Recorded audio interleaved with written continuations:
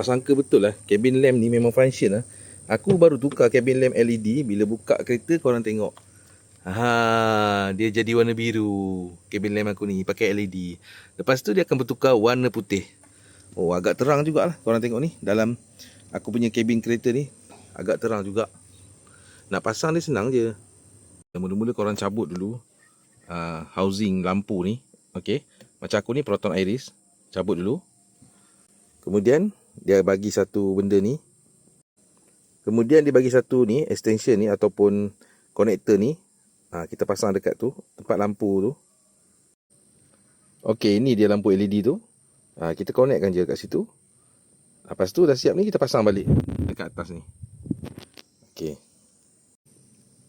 Okey, dah pasang macam ni kejadian dia. Kita letak macam tu je.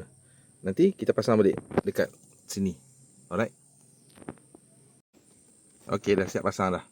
Sekarang kita test. Okey, door.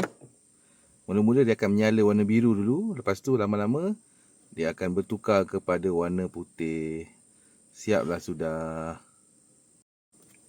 So kalau korang nak tukar juga cabin lamp macam aku ni, yang magic daripada biru tukar kepada warna putih, korang boleh tengok dekat beg kuning. Boleh beli kat situ.